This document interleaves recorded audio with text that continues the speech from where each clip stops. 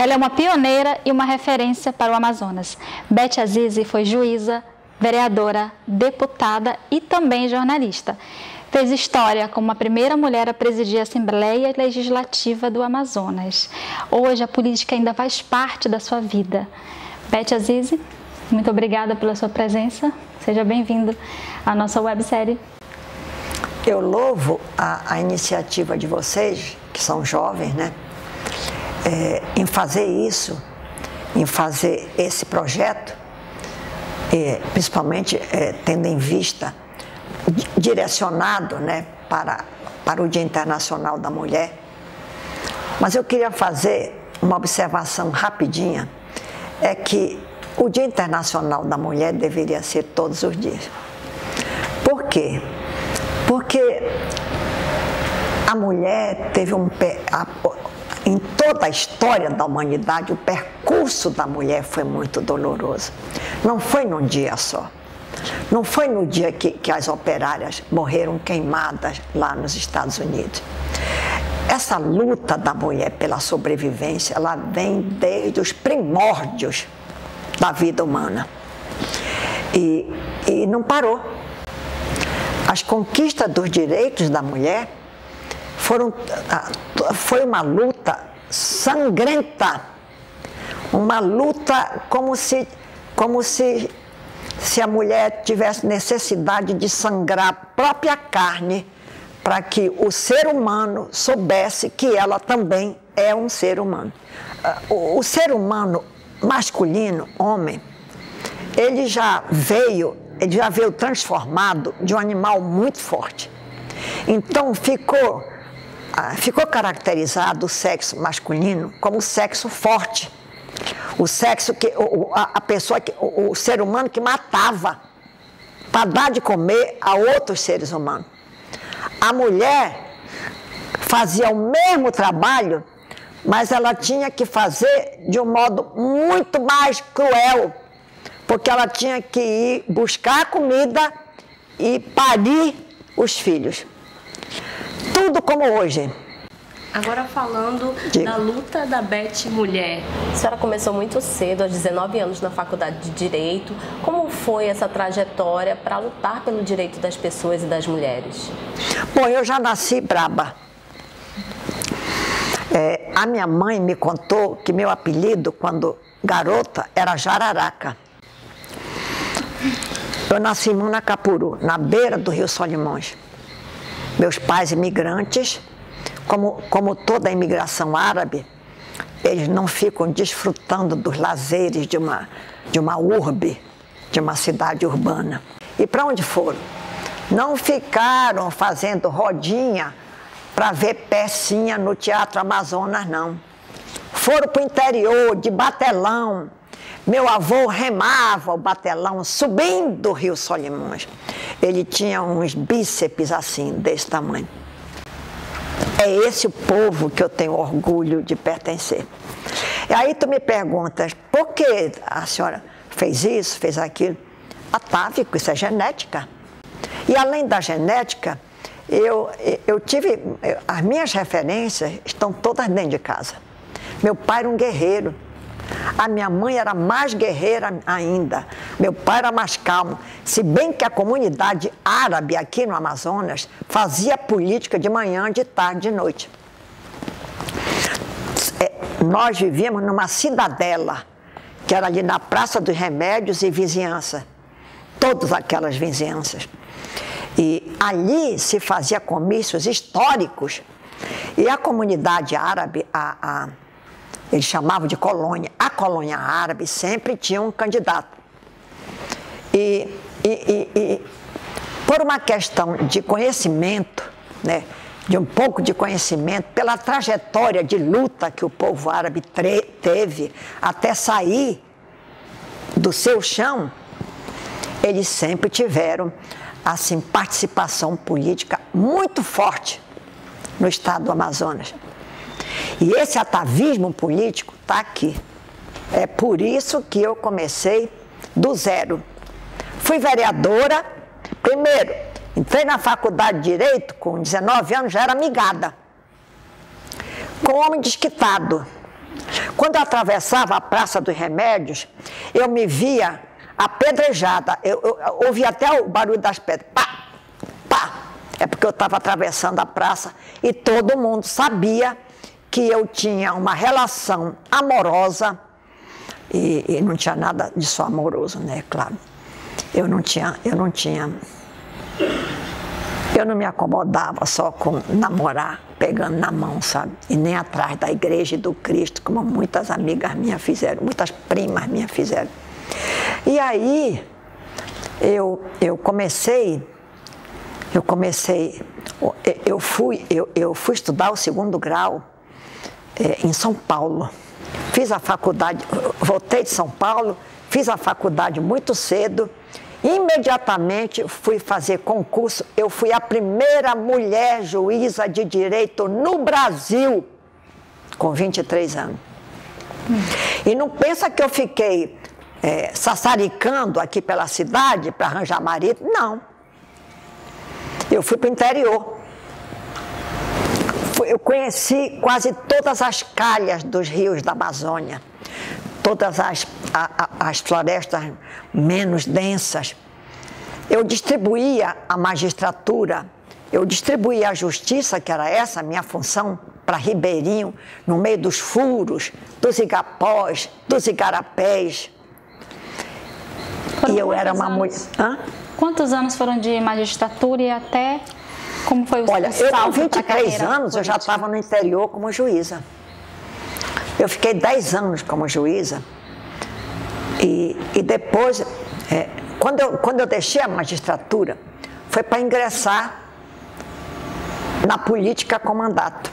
Porque eu vi que, como juíza, eu não podia fazer nada por aquele povo sofrido, abandonado, dizimado. Porque não existia, o interior da Amazônia não existia. O que faziam mesmo é deixar sair as nossas riquezas através das mãos dos europeus, dos americanos. Eu vi muita violência na nossa selva amazônica. E eu sabia que, como juíza, eu não podia fazer muita coisa. Primeiro que a ditadura estava com uma espada de Damocles na minha cabeça, porque eu enfrentava a ditadura. E eu decidi, eu não vou mais, eu não quero mais ser juíza. Eu quero ter um mandato político, porque eu vou ter mais força para lutar pelo meu povo. Aí, seu Calderaro, meu padrinho, Dona Rita, minha madrinha, eu comecei, o seu Calderaro visitava um amigo dele que morava do lado da nossa casa, ali bem na Praça dos Remédios. E o seu Calderaro, quando uma vez chegou lá, eu comecei a entregar para ele uns escritos que eu fazia, porque eu adorava escrever. As minhas sentenças eram verdadeiras obras literárias. Aí eu comecei a escrever artigos e mandava a minha irmãzinha mais nova, dizer, entrega para aquele homem gordo ali. Aí ele sabia que eu era filha do Rafael Aziz, que meu pai era muito conhecido. Ele levava para o jornal e começou a ler. Aí começou a minha estrada. Uma estrada tão violenta quanto aquela do interior. Como foi essa mudança de juíza para parlamentar e quais os principais desafios que a senhora enfrentou? Enfrentar político incivilizado, burro, a maioria analfabetos, brutos, não tinha nenhuma legislação que os obrigasse a ter, assim, um comportamento mais delicado com a mulher, porque eles entendiam à época que algumas profissões... Eu sofri muito como juíza no interior, primeira mulher juíza no Brasil, com 20, ainda ia fazer 23 anos. Eu sofri muito por esse interior. Prefeito queria comer meu fígado, vereadores queriam comer meu fígado, porque eu não aceitava a corrupção que eu via acontecer e o povo passando fome, os ribeirinhos passando fome. As pessoas que moravam nas cidades não tinham luz, não tinham água, não tinham nada. E eu sabia que vinha dinheiro. Principalmente quando começou o regime militar, esse povo recebeu muito dinheiro. Inclusive os governadores, não só os administradores do interior, mas os administradores também das capitais. Eu estou falando da Amazônia toda. Mas aqui, como teve era conhecido como essa rainha, né? Como digamos assim, como o celeiro do poder financeiro do Brasil, era a Amazônia. Então aqui era muito visado, mas mandavam muito dinheiro, principalmente durante a ditadura, porque eles fizeram isso para afastar qualquer princípio ou indício de apoderamento da Amazônia. E aí, depois que eu passei por todo esse percurso e vi que a pobreza aumentava cada vez mais, eu disse, eu como juíza não posso fazer nada. E tem mais um detalhe, os desembargadores da época, eu era muito bonita e muito jovem, eu estava com meu companheiro ainda, que a comunidade queria me dar pedrada. Aí, toda vez que eles me chamavam do interior, eu vinha de barco, com a rede armada de um ponto para o outro. Meu pai era um homem rico. Nós vivíamos em mansão. Lá eu vinha para o tribunal. Tu sabes qual era a missão para a qual eles me chamavam no tribunal? Para me espremer numa sala fechada e tentar fazer sexo comigo. Não foi assédio, foi fato. Assédio é verbal, é toque, não. Era aquele empurra de dizer, ou fica aí, ou vai morrer no interior. E eu resistia. E o diabo que os desembargadores eram feios, minha Nossa Senhora, um bando de velho barrigudo, feio. E eu com um homem lindo da minha vida. Eu sei dizer que depois de passar em vários gabinetes deles, eu disse, quer saber de uma coisa? Não é aqui que eu vou ficar. Não é neste mundo que eu quero ajudar a humanidade. Não é no meio dessa gente. Aí foi quando o seu Caldeirado me chamou, depois que eu dava os escritos, me chamou para escrever no jornal. Eu tinha uma coluna diária sobre política, por isso que a milicada toda me chamava toda hora, eu ficava nua. Eu gostaria até de ver os arquivos dele, porque eu queria saber como era meu corpo naquele tempo. Aí teve um dia que o São Humberto disse, não, pelo amor de Deus, te candidata para tu ter uma tribuna, para tu ter imunidade, porque eu não aguento mais te tirar da cadeia lá no Comando Militar da Amazônia. Não. E foi assim que eu me candidatei a vereadora e de lá pronto. Por isso é que eu tenho a família Caldeirado como uma presença muito forte na minha vida, muito forte. Porque eles me deram uma chance que eu não teria.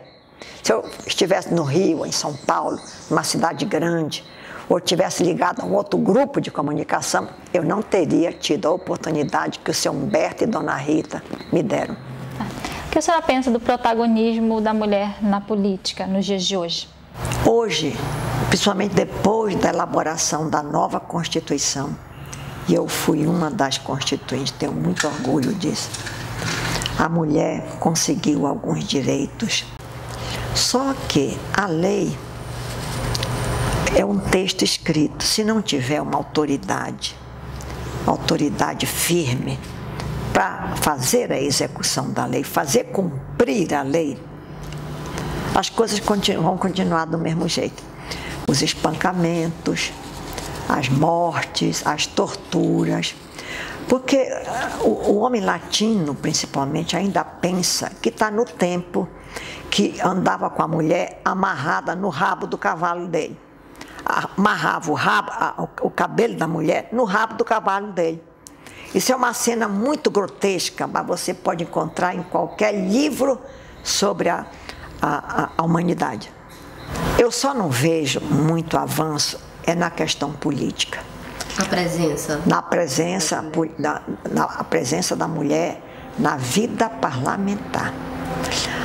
A mulher continua sendo usada pelos partidos políticos que têm donos. Eles são os coronéis de antes.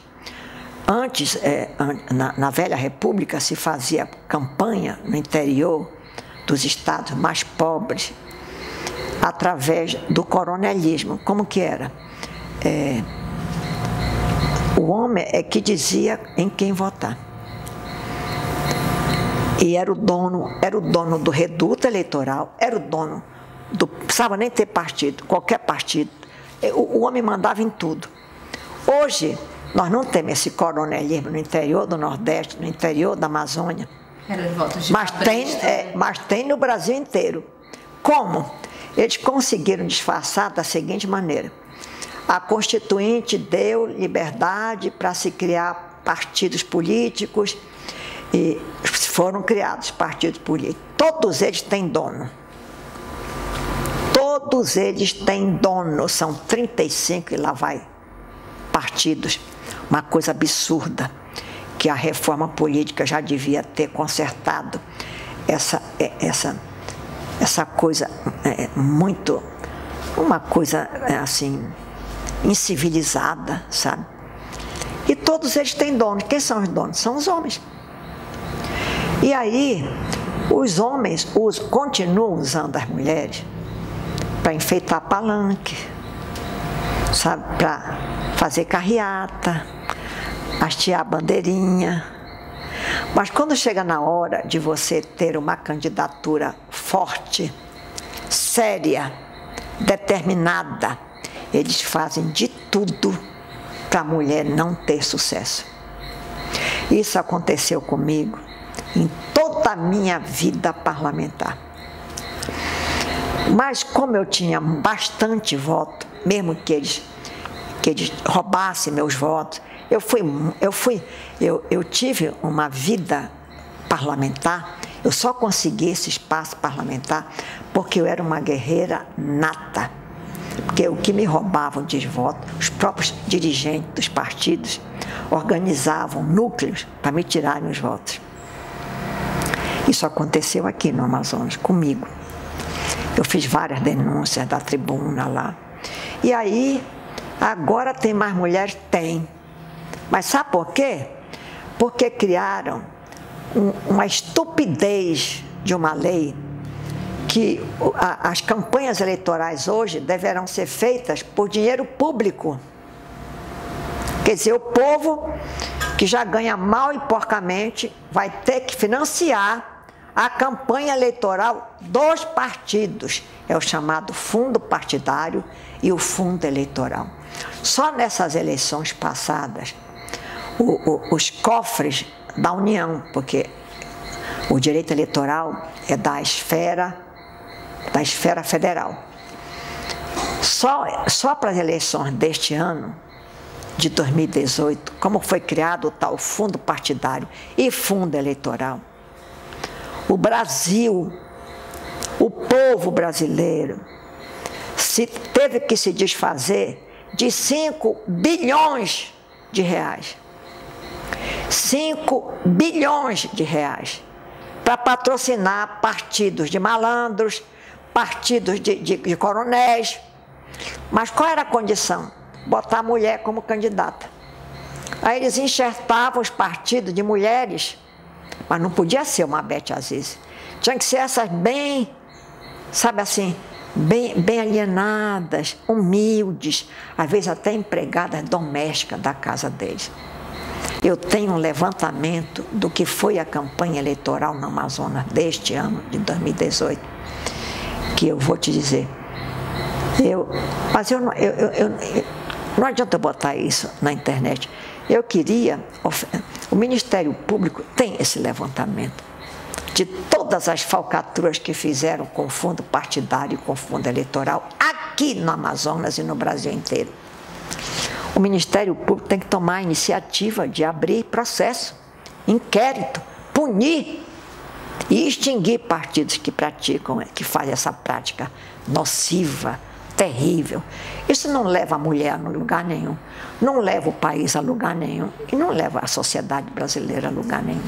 Falando na sua vida pessoal, você é mãe, avó, como foi conciliar tudo isso? Mas eu não te disse que eu sou uma cobra? No início. A minha mãe criou 7. no interior. Eu tive que dar jeito. Eu dei o jeito. Agora eu sou uma mulher suave, doce, apaixonante, apaixonada. Gosto de amar intensamente as pessoas, as coisas, os seres vivos. Eu gosto de amar o amor. Eu gosto de amar qualquer sentimento bom.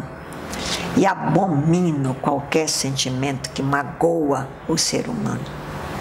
Qualquer sentimento de vaidade, de arrogância, sabe, de crueldade. Eu nunca tive espaço para esse tipo de sentimento e agora muito menos. Meu espaço está desse tamanho. O tempo está correndo. E eu quero terminar como eu comecei. Comecei vencendo fardos de juta que meu pai mandava plantar. Com menos de um ano, com 6 meses de idade, eu subia às alturas dos fardos de juta.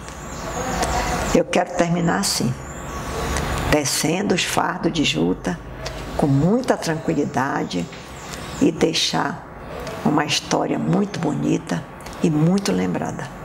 Vai deixar assim. E para terminar, um livro, um filme e uma mulher inspiradora? Eu vou até... está sendo editado agora o livro, esse livro, que é o carro-chefe de toda a minha atividade literária. Só na crítica eu publiquei mais 5.000 crônicas literárias. E agora está saindo a última edição desse meu livro, que eu vou querer fazer um lançamento à parte aqui na redação. Como é que vai se chamar esse livro? E Deus Chorou sobre o Rio. É uma pena que a editora ainda não liberou o livro, senão teria trazido aqui. Então, o seu livro de cabeceira é o livro que é de sua autoria? Não é meu livro. Meu livro de cabeceira é o Alcorão. O Alcorão.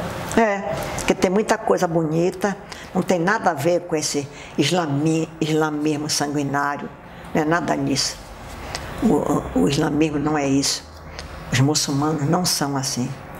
O mundo ocidental transformou os árabes muçulmanos em guerreiros sanguinários.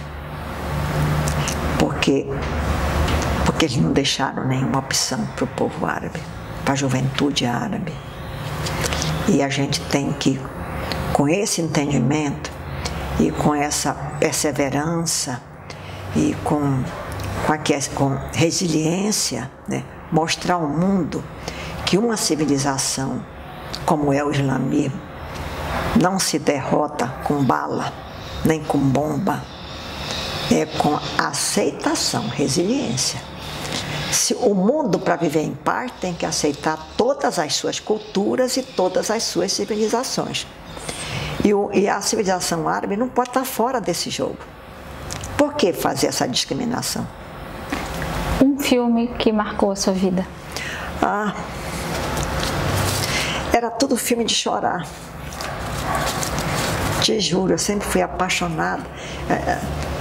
Eu tenho já que eu vou falar de filme, vou te dizer... Ali um, assim, que será... Não, eu não vou falar em um filme, não. No que eu mais gostei, não.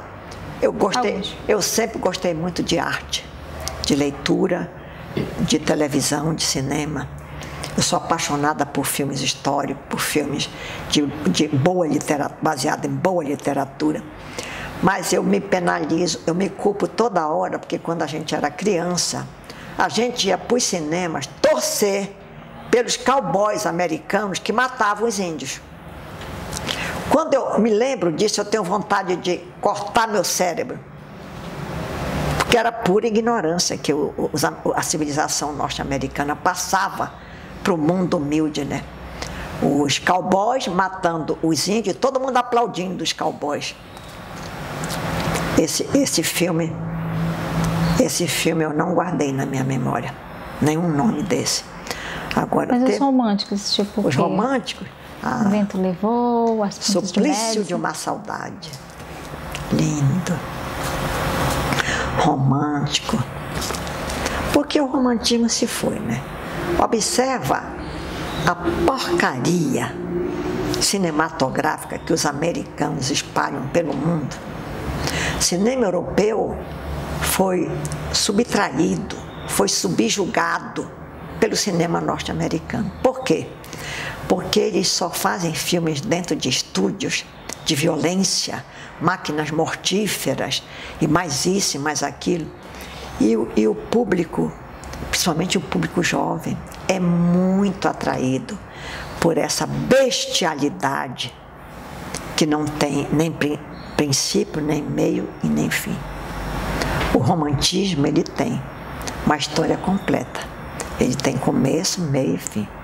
Por isso é que o estilo romântico ainda é o estilo que ameniza a sociedade. E uma mulher inspiradora, assim, para a sua vida? Para a minha vida? Mulher inspiradora? A minha mãe. E depois uma prima irmã minha, chamada Yolanda. Por quê? Mamãe? Não dá para falar. Fica só assim.